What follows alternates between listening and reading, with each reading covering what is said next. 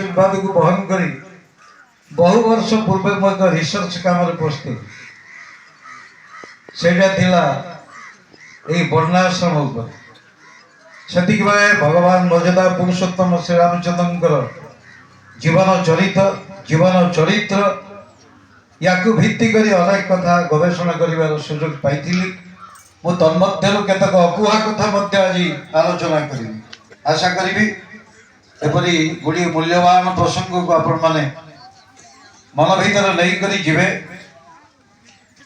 ते परमदास श्री ठाकुर कहते पथ खोजी तुई काल हारिलु अनुष्ठान महलारे अनुष्ठान जे बसिला घेरी पाइबा पथ जे गला नाश आज मनीष अनुष्ठान सर्वस्व केमिति करी गोटे अनुष्ठान करदेला आम कम सरीगला किंतु तार वास्तविकता संपर्क आम मान अनभिज्ञ भगवान श्री रामचंद्र जीवनी की यदि अनुध्यान करा जाए आज की 4000 वर्ष तले तांकर लीला प्रकटित होता पुण्यतमा आर्य स्थान ही भारत वर्ष कहीं मुझे 4000 वर्ष बोली कहूँ परमदास श्री ठाकुर को दिन पचरा गला कहले ठाकुर भगवान श्रीकृष्ण परे 1000 वर्षर इतिहास आ मिलूना कौन होता से कहीं मिलूनी कारण बुद्ध देव ख्रीष्टपूर्व 564 पूर्व तीर्थंकर 24 तीर्थंकर हाराहारी 700 वर्षर इतिहास आम पाखे अच्छे ख्रीष्टपूर्व 700 तापर आम जाचु महंजोदार सभ्यता हरप्पा सभ्यता ख्रीष्टपूर्व 2000 रु 3000 ये हूँ सभ्य शिक्षित मनीष समाज इतिहास तेरे मझी पीरियड 1000 वर्षर इतिहास मिलूनी ठाकुर कहले भल समय कौन इतिहास किए मन रखे तेणु मिलूना अर्थात भगवान श्रीकृष्ण समय जो लीला अर्जुन पुओ परीक्षित तार पुओ जन्मेंजय से पर्यंत इतिहास अच्छी पुराण अच्छी तापर ना तेरे मर्यादा पुरुषोत्तम भगवान श्री रामचंद्र आगमन आज की पाखापाखि हाराहारी 4000 वर्ष यही हूँ सभ्य शिक्षित मनीष समाज इतिहास कहगला पुरुषोत्तम आसंती जेबे जाने अबा तांकु किए पुरुषोत्तम कहती सबू चलीगला पुरेसी मु अनेक लोक ओडार पचारि कहले रामचंद्र भगवान तुम जानी ना बोले कौट मंदिर अच्छी ओडार कहल कह 30 वर्ष पूर्व कौट मंदिर अच्छी कौन सी जगह ना ओडार जो प्राचीन मंदिर मु समालोचना करूनी मु इतिहास तथ्य सहित आलोचना करुच्ची कहीं पुरुषोत्तम प्रासंगिकता रामचंद्र ये आम 1176 मसीहा पुरी मंदिर कोणार्क मंदिर सही समय लिंगराज मंदिर भुवनेश्वर खिचंगी मंदिर केउंझर ये प्राचीन मंदिर कौटी रामचंद्र ना लोक जान सी किए से कौटू आसी आज जाई मीडिया भाई माने लगी पड़ी मर्यादा पुरुषोत्तम भगवान श्री रामचंद्र प्राण प्रतिष्ठा काली मत विक्रम पचारूला प्राण प्रतिष्ठा कौन हम भगवान मुझे बुझे चेष्टा करी प्राण प्रतिष्ठा माने कौन प्राण प्रतिष्ठा माने तुम प्राण प्रतिष्ठा कर जहाँ चक्षु दान करती तुम चक्षु रही करी सी जहाँ देखती तुम देख जहाँ आचरण देवे कर कहला बहुत दिन मोबाइल खेल खेल मो पाखक आसुच माने मोबाइल की थोई देके आस बहुत जगह कहूँ कि आम देखुचे अभ्यास आम फ्रंट लाइन में बोलचे मोबाइल धरिक कथा जमा करें आचार्य दृष्टि पड़गले सांघातिक अवस्था मोबाइल बंद कर दो ना 1.5 घंटा गोटा बसवा शुणा ठाकुर पाखे नाम करवा आचार्य देव कहते मो सहित इंटराक्शन कर ए लाभ अच्छी तुम जब व्यक्तिगत जहाँ विशेष किसी कम अच्छी आसबनी सब सब पचर बस कथबार्ता भोग बेल को पलि आस कारण जो ठाकुर एवं मो मझे कई रहा उचित नुह मुझे बस आसूची तुलसीदास रामचरित मानस ख्रीष्टाब्द 1600 मसीहा बोध हुए चैतन्य महाप्रभु आसी नथिले रामचंद्र को कहीं भगवान बोले जानी न था मुझे जानी कारण वाल्मीकि रामायण कहते रामस्तु भगवान स्वयं ସେ କହିଲେ ରାମ ହେଉଛନ୍ତି ଭଗବାନଙ୍କର ସ୍ୱରୂପ। କିନ୍ତୁ ବାଲ୍ମୀକି ରାମାୟଣରେ କୌଣସି ଜାଗାରେ ସେ ଭଗବାନ ବୋଲି ମାନି ନାହାନ୍ତି। ଯେଉଁମାନେ ପଢ଼ିଥିବେ ଆପଣମାନେ ଜାଣିଥିବେ, ପୁଙ୍ଖାନୁପୁଙ୍ଖ ଭାବରେ ପଢ଼ିବେ। ବରଂ ରାମଚରିତ ମାନସରେ ତୁଳସୀ ଦାସ କହିଲେ ସେ ଭଗବାନ। ଗୋଟେ ବଢ଼ିଆ ପ୍ରଶ୍ନ ସେ କଲେ। ପ୍ରଶ୍ନଟି ହେଉଛି ଅଗୁଣ ଅରୂପ ଅଲଖ ଅଜ ହୋଇ। ଯିଏ ଅଗୁଣ, ଯିଏ ଯେଉଁ ଭଗବାନଙ୍କୁ ମଣିଷ ଦିନ ଦେଖିନଥିଲା, ଯିଏ ଅରୂପ, ଯିଏ ଯାହାଙ୍କର କୌଣସି ରୂପ ନାହିଁ, ଯିଏ ଅବ୍ୟକ୍ତ, ଯାହାକୁ କଥା ଦେଇକି କହିହେବନି, ସେ ମଣିଷ ହେଇକି କେମିତି ଆସିଲ ମ? ବୁଝି ହେଉନି। ପ୍ରଶ୍ନ କରିଥିଲେ ସନ୍ଥ ତୁଳସୀ, ଉତ୍ତର ବଢ଼ିଆ ଦେଲେ। ଉତ୍ତରରେ କହୁଛନ୍ତି ଭଗତ ପ୍ରେମ ବଶ ସଗୁଣ ହୋଇ। ଏ ଭକ୍ତମାନଙ୍କର ପ୍ରେମରେ ବଶୀଭୂତ ହୋଇ ସେ ସଗୁଣ ହେଇକି ଆସନ୍ତି। ଆଉ ଆପଣ ଜାଣିଛନ୍ତି ସିଏ ଯେତେବେଳେ ଆସନ୍ତି ତାଙ୍କ ରୂପକୁ ଦେଖିବାକୁ ଦେବତାମାନେ ବି ଲୋଭ କରନ୍ତି। କାରଣ ଦେଖିବା ସେ ଭଗବାନ କେମିତି ଦେଖିବାକୁ, ଏ ଆମରି ପରି ମଣିଷ ନା ଆଉ କିଛି? ଠାକୁର ଅନୁକୂଳ ଚନ୍ଦ୍ରଙ୍କୁ ମଧ୍ୟ ସେଇଆ ହେଇଛି। ତାଙ୍କୁ ଦେଖିବା ପାଇଁ ଦେବାଦେବୀମାନେ ଆସିଛନ୍ତି। କାରଣ ସେ ସାଧାରଣ ନୁହନ୍ତି। ମୁଁ ବହୁ ଜାଗାରେ କହିଛି, ପିଲାଟିଏ ମା ପେଟରେ 9 ମାସ ରହି 10 ମାସରେ ଜନ୍ମ ହୁଏ, ସେ 11 ମାସ ରହି 12 ମାସରେ ଜନ୍ମ ହେଲେ ଇଏ ସାଧାରଣ କଥା କି? 352 ଦିନ ମା ପେଟରେ ରହିଛନ୍ତି, ଯାହା ହିସାବରୁ ଜଣାଯାଉଛି। ପିଲାଟିଏ ଜନ୍ମ ହେଲା ପରେ କାନ୍ଦାଏ, କାନ୍ଦି ପକାଏ। ସେ କାନ୍ଦି ନଥିଲେ, ସେ ହସୁଥିଲେ, ମୁର୍ଖୀ ଓଷା ଦେଇଥିଲେ। ଠାକୁରଙ୍କୁ ପଚରାଗଲା, ଠାକୁର ଆପଣ କାହିଁକି ହସୁଥିଲେ ଜନ୍ମ ବେଳେ? କ'ଣ କହିଛନ୍ତି ଜାଣିଛନ୍ତି? କହିଲେ ମୋ ନାହି ଯିଏ କାଟୁଥିଲା ଯେଉଁ ଧାଇ, ମୋତେ ଗରମ ସେକ ଦେଲା ବେଳେ ଭାରି କାଟୁଥିଲା। ଠାକୁର କହିଲେ, ଠାକୁର ପଚରାଗଲା ଆପଣଙ୍କର ସବୁ ମନେ ଅଛି? ନା ରେ, ଏଥରର କଥା ମନେ ଅଛି, ଜନ୍ମ ଜନ୍ମାନ୍ତର କଥା ମନେ ଅଛି। ମୋର ଇଚ୍ଛା ହେଉଥିଲା ତାକୁ ପାଟି କରିକି ଡାକି ଦିଅନ୍ତି, ମୋତେ କାଟୁଛି, ତୁ ଏତେ ଜୋରରେ ସେକ ଦେ। ମୁଁ ତା ମୁହଁ ଚାହୁଁଥାଏ, କିନ୍ତୁ ଯେହେତୁ ମଣିଷ ତନ୍ଦୁରେ ଅଛି, ମଣିଷ କଥା କରିବାକୁ ପଡ଼ିବ। ମୁଁ କହିଲିନି ତାକୁ କିଛି, ଖାଲି କାନ୍ଦି ପକେଇଲି। ମୋ ନାହିଁରେ ସେ ସେକ ଦେଉଥିଲା। ଠାକୁର ପଚାରିଲା, ଠାକୁର କେମିତି ଆସିଲେ, କୋଉଠୁ ଆସିଲେ? ନା ସୃଷ୍ଟିର ମୂଳ ଉତ୍ସରୁ ମୁଁ ଏକ ଆଲୋକ ବର୍ତ୍ତିକା ହୋଇ ଓହ୍ଲେଇ ଆସିଲି। ପ୍ରଥମେ ସୂର୍ଯ୍ୟଙ୍କ ଦେହରେ ପଶିଗଲି, ମୋତେ ଭାରି ଥଣ୍ଡା ଲାଗିଲା। ଦେଖିଲି ସେଠି ବି ଗୁଡ଼େ ଜୀବଜନ୍ତୁ ଅଛନ୍ତି। ବିଜ୍ଞାନ ଜାଣିପାରିଲାନି ଏପର୍ଯ୍ୟନ୍ତ। ଚନ୍ଦ୍ରଙ୍କ ଭିତରେ ଠାକୁର କହୁଛନ୍ତି ଜୀବଜନ୍ତୁ ଅଛନ୍ତି। ଠାକୁରଙ୍କୁ ପଚରାଗଲା, ଠାକୁର କୋଉଠି ଅଛନ୍ତି? ଆମେ ତ ଏତେ ଥର ଗଲୁଣି, କୋଉଠି ଦେଖିପାରିଲୁନି।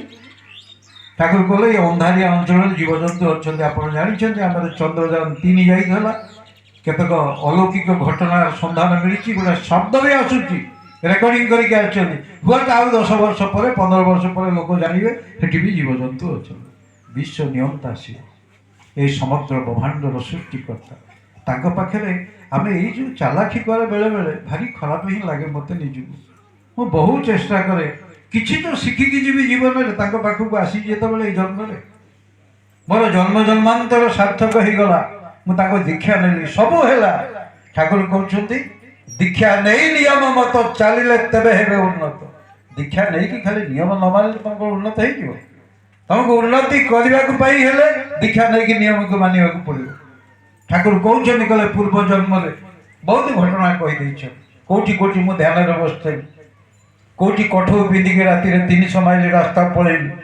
ଖାଲି ସେତିକି ନୁହଁ, ରାମଚରିତ ରାମଚନ୍ଦ୍ରଙ୍କର ଜୀବନୀ ସମ୍ପର୍କରେ ଆପଣମାନେ ମୁଁ ଯଦି ରାମଚରିତ କିଛି କହିବି, ଯେତେ ବାହାର ଲୋକ ବସିକି ମୋତେ ଗାଳି କରିକି ଭସେଇ ଦେବେ। ମୁଁ ଯେତିକି ଜାଣିଛି ମୁଁ ଗର୍ବରେ କହିବି, ରାମଚନ୍ଦ୍ର ଭଗବାନ ବୋଲି ତତ୍କାଳୀନ ସମୟରେ ଲୋକ କେହି ବୁଝି ବି ନଥିଲେ, କେହି ଜାଣିନଥିଲେ।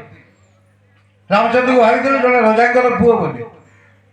ହଁ, ରଜାଙ୍କର ପୁଅ, ଗୋଟେ ଭଲ ରାଜା ଥିଲେ। ଆଉ ତାଙ୍କ ରାଜ୍ୟକୁ ରାମ ରାଜ୍ୟ କୁହାଗଲା।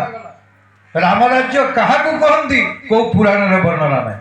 ତେବେ ହଁ, କମ୍ବନ ଋଷି, ଦାକ୍ଷିଣାତ୍ୟର ଜଣେ ଋଷି ଟିକେ ପ୍ରମାଣ ଦେଇଛନ୍ତି କାହାକୁ ରାମ ରାଜ୍ୟ କୁହାଯିବ। ଆମେ ଆଜି ସମସ୍ତେ କହୁଛେ ରାମ ରାଜ୍ୟ ପ୍ରତିଷ୍ଠା ହେଇଗଲା। ହଁ, କୋଉ ଦିଗନ୍ତ ଦେଖାଲ, ମୁଁ ଜଣେ ବାଣିଜ୍ୟ ବିଭାଗର ଲୋକ, ତାକୁ ଆନାଲିସିସ୍ ସେଇ ଦିଗନ୍ତ ଦେଇ କରିବି। କମ୍ବନ ଋଷି ଦାକ୍ଷିଣାତ୍ୟ ରାମାୟଣ ବର୍ଣ୍ଣନ କରିଛନ୍ତି ଏ ରାମ ରାଜ୍ୟ କାହାକୁ କହନ୍ତି। ଗୋଟେ ଘଟଣା ସେ ବର୍ଣ୍ଣନା କଲେ, ତୁ ଯିବୁ ବୋଲେ ଏକାଳେ ପଳା। କମ୍ବନ ଋଷି କହୁଛନ୍ତି, କହିଲେ ଯେତେବେଳେ ରାମଚନ୍ଦ୍ର ଯାଇଛନ୍ତି ବନକୁ ପ୍ରଥମ ଦିନର ଯାତ୍ରା, ତାଙ୍କ ଭାଇ ଭରତ ନିଜେ ତାଙ୍କୁ ଫେରାଇ ଆଣିବାକୁ ଗଲେ। ଭରତ ଯାଇକି ପହଞ୍ଚିଗଲେ। ସେ କାହାଣୀ ବହୁତ ବିରାଟ କାହାଣୀ। କାରଣ ଯେତେବେଳେ ପାଦରେ ଚାଲି ଚାଲି ମର୍ଯ୍ୟାଦା ପୁରୁଷୋତ୍ତମ ଭଗବାନ ଶ୍ରୀରାମଚନ୍ଦ୍ର ଯାଉଛନ୍ତି, ବନଦେବୀ କି ଡାକିକି କହିଲେ कहले बनदेवी मोर गोटे काम कर ना प्रभु आपण जहाँ कहे करेंगे ताकू कई भगवान बोली जान नी से युवराज होगी जाते जंगल को फेरला बेलू मर्यादा पुरुषोत्तम होगी फेरले केते कारण कर बड़ बड़िया माने से जो जंगल रोते पाखे शशुर घर सीता चोरी हो जाती एत बड़ा घटना घटीगला से तो जाकि शशुर कही तुम सेना बाहिनी दियो मु रावण को मारिदेवी करना एत बड़ा राज्य अयोध्या राज्य से राजा भाई चलाऊँ से खबर दे था तू सेना बाहिनी धरिकी पलैया मो स्त्री की नहीं पलैला रावण नहीं पलैला करना केते सहज भाव ये मनीष मान खाली उठेया आसवे पचारि महर्षि वाल्मीकि कहले तुम खाली धनु खंडे धरिकी एत बड़ बड़ राक्षस मान सहित केमती लड़ तुम बापा को खबर दौन कि सेना बाहिनी नहीं आसतु रामचंद्र पचारे कहले मु कहीं बापा को कहि से कथा तेरे तुम जंगल में किसी लोक अच्छा ना ना हाँ अच्छा ना कौ मैंने अच्छा ना कि कमान अच्छा ना से तो नहीं कर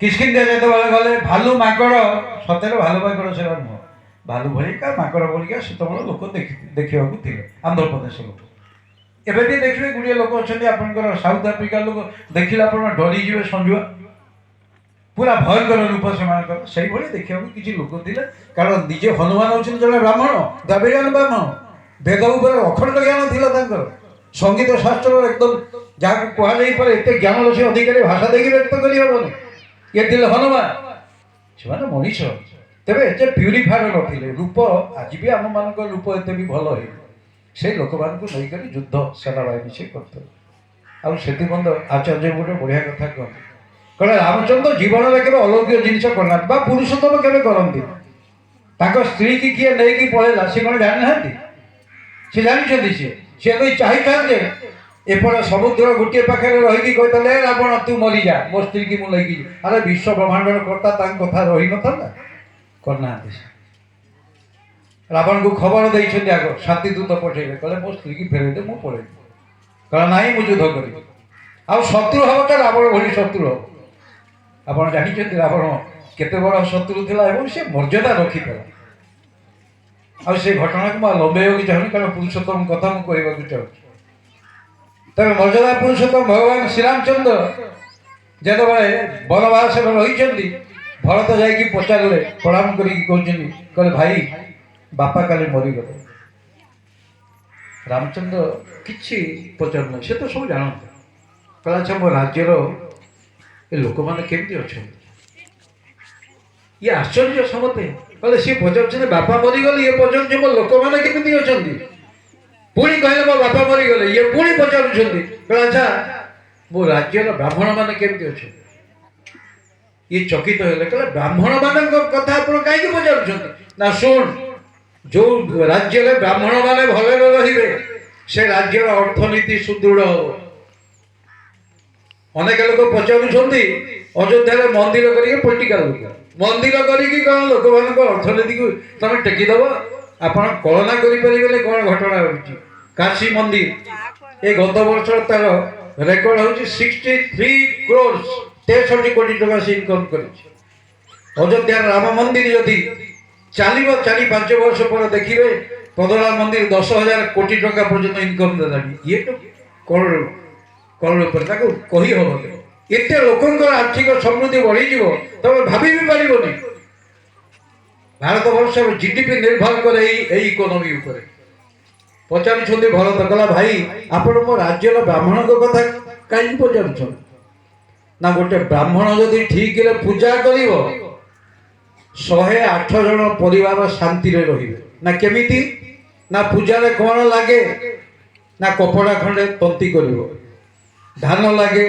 चाषी कर क्षीर लगे गौड़ कर जो गाँ गंडा मान के सब साजसजा है दशहरा मोर गोटे बंधु फरेन बंधु बंधु पचार you are wasting much of your time and much of your money in this मुझे आप भावुँ आम वेस्टिंग करूँ आगे इनभेस्ट करूँ ना केमी मुझे गोटे जगह ये मंचटी बोले जी लोक आगे लगी अर्थनीति सुदृढ़ हो समस्ते किसी देखिए यही हूँ इकोनॉमी आम राज्यर परिभाषा जो राज्य समस्त आर्थिक प्रगति भी हम तेरे मोटामोटी श्री श्री ठाकुर कहले ଖାଲି ଆର୍ଥିକ ପ୍ରଗତି ନୁହେଁ ବା ଉନ୍ନତି ନୁହେଁ, ମର୍ଯ୍ୟାଦା ପୁରୁଷୋତ୍ତମ ଭଗବାନ ଶ୍ରୀରାମଚନ୍ଦ୍ର ଜୀବନରେ ବହୁ କିଛି କରିଛନ୍ତି ଏବଂ ମର୍ଯ୍ୟାଦାବନ୍ତ ମଧ୍ୟ ପୁରୁଷ ହିସାବରେ ତାଙ୍କୁ ଲୋକମାନେ ପ୍ରଣାମ ବି କରିଛନ୍ତି। ସନ୍ଥ ମାନସରେ କହିଲେ ସେଇ କଥା କହିଲେ ଅଗୁଣ ରୂପ ଅଲଖଜ ହୋଇ ଭଗତ ପ୍ରେମ ବସ ସଗୁଣ ସେ ହୋଇ। ପୁଣି ପ୍ରଶ୍ନ, जो गुण रहित सगुण सोईके आसे, जे गुण रहित से पुणी केमती सगुण होइके आसे। तले कहउछंती जल हिम उपल बिलग नहीं जैसे। पानी जेमती तीनटा प्रकार हुए, जल हबो, बरफ हबो, बाष्प हो जिवो, तीनटा हो जिवो। ठीक भगवान सैया वर्तमान से स्थूल रूप में आसीचंती, आमे ताको देखिले ये होउछंती भगवान। ठाकुर कहउछंती तमे ईश्वर को मानव न मान, अस्तित्वटा को बुझिछु तो पालन पोषण अस्तित्व करा धर्म बोले ताके तू भगवान को मान न मान एटा बड़ कथा नुह। जेते लोक समति को पे कहबे पर तू भगवान को मान न मान फेकला कथा नुह। किंतु तोर एक जीवन अछि, ए जीवन को तू 70 वर्ष पे पाइछु, याकू केमती रक्षा करिक चलिबे से नियम मानुछु तो। जदि मानुछु तू धर्म कर, आउ किछि दरकार न। आज लोक चलचंचल होई उठिछि समग्र भारत वर्ष। रामचंद्र को जे सेते बेले लोक माने समस्त भल पाउथले से कथा आपण माने भाबिबेनी। कारण ताके स्त्री की नेकी जेते बेले से आसीचंती केते दुर्घटना घटिछि जानिछन ना। पाखेर थिबा तांकर सन्यासी माने भी कहले ना ताको सतीत्व पर हमर संदेह होछि। 11 मास कहले आपण तांको रखिला कोन किछि खराब काम से करना है, द्वंद्वरे पड़ी गले प्रभु। निज स्त्री आगे कौन करेंगे? अग्नि परीक्षा माने निया भितर पुरे ना। जो मैंने आम सब टीवी मान को देखिक भावी बोधे निआर पुरे देले। अरे गोटे मनुष्य सब मरजीव सी निया भितर के अग्नि परीक्षा माने कठिन परीक्षा से कर। जो परीक्षा मु माइक आगे कहीपरि ऋषि की कहले देख ताकर सतीत्व अक्षुण्ण अच्छी कि ना परीक्षा करी ना। ये हूँ अग्नि परीक्षा। लाज लगुच माँ सीता कहला मत शेष को सन्देह कले मो प्रभु। प्रभु कहते मुझे सन्देह करूनी, लोक मान कथा को तो सम्मान देवी। घर को फेरी आप देखिए 12 वर्ष काल वनवासी को पठे अज्ञातवास। एवं भी लोक मैंने आर्टिकल देखुं why I will accept Shriramchandra आज भगवान कहीं आम भगवान बोली मानू। थोड़ा निज स्त्री की जे सम्मान दे पारा ना, स्त्री की पठेदेला जंगल को जिते से अंतसत्वा थे गोटे कठिन कम कर भगवान कहीं मानू। जेकोसी स्त्री लोक कह ना मुझे मानवी मुड़िया मारे कहीं स्त्रीटा को जी अंतसत्वा पठेदेला जंगल को। लोक एपर्यंत एपरी भी आर्टिकल लिखुचे तुम जान से कहीं पठेदेले। बहुत कम लोक आम भर गवेषणा कर। माँ से माँ सीता गर्भावस्थार 7म मास 7 मास चल 7 मासर पिलार ब्रेन तैयारी हुए। माँ मैंने मन रखिए पिलार मस्तिष्क तैयारी हुए माँ पेटे। से समय तार पवित्रता पर निर्भर करे तार पिला केमती हो। से बापा माँ घर पिठापणा आसे मन भितर कौन दुश्चिंता न रहू तपस्वी जीवन यापन करूँ। कारण से समय गुरुत्वपूर्ण ताकू कहते सीमंत लयन। माँ मैंने से सिंदूर पिंधा मना 6 मास 10 दिन पर सिंदूर बंद, गहना काटी बंद, किसी पिंधे स्वामी सहित कथा कह मना। से समय गुरुत्वपूर्ण समय आम करुचे आजिकल। से तो ठाकुर कह अधर्म धर्म और सभ्यता बोली परिगणित होगा। आज एवं अधर्मटा को मुंडे बस ये हूँ माँ सीता देवी। सीता को पचारे कहले तुमको जावाक हम लोक लज्जा अच्छी तो सहित आमर मंगल अच्छी ना आपड़ जेपरी निर्देश करेंगे ठाकुर कहले स्वामी जे तो आपणा जन प्रिय परम चलार साथी तांको सुखे रखी पारिले रहिबु सुखे दिवस राति। तो स्वामी होचन तो आपणार जन ताको खाली थरे सुखे तू देखिबु जीवन सारा आनंद रहिबु। आम यही व्रत को परिपालन कर बोध हुए नुहे। स्वामी जे तो आपणा जन जगत जननी माँ सीता तो पलि गले। आपड़ मुझे ये गोटे प्रश्न करी आप जो मैंने पुराण पढ़ी 12 वर्ष भितर कौन राम अयोध्या कहीं जड़े लोक तो खोजी ना सीता को खोजती कि पुराण कौन जगह लेखा ना तरण तरण करी मुझे देखी भाई तो पचार था लक्षण बड़ भाई की पचार पाता बड़ भाई आम भाज कौन गले आप तो कहले जंगल छाड़ देकी आसपे मुझे छाड़ देकी आसली कौन गले आप तो खोजिले ना भरत खोजिला ना शत्रुघ्न खोजिला ना अयोध्यार कहीं जड़े खोजती ना कहीं ଯଦି ପଚରାଯିବ ସେ ରହସ୍ୟକୁ ଏଇନେ କହିଲେ ଆଜ୍ଞା ବହୁ ଲୋକ ମୋତେ ଅଲଗା ପ୍ରକାର ଭାବିଲେ। ରାମଚନ୍ଦ୍ର ଏବଂ ଶ୍ରୀକୃଷ୍ଣଙ୍କର ସମୟରେ ଆସିବାର ଫରକ ଏ 12ରୁ 18 ବର୍ଷ ଜଣ। ଆମେ କହୁଛୁ ଇଏ ତ୍ରେତୟା ଯୁଗରେ ଇଏ ଦ୍ୱାପର ଯୁଗରେ। ମୁଁ ପ୍ରମାଣ କେତେଟା ଦେଉଛି ଆପଣମାନେ ଟିପିକି ରଖି ଆନାଲିସିସ୍ କରିବେ।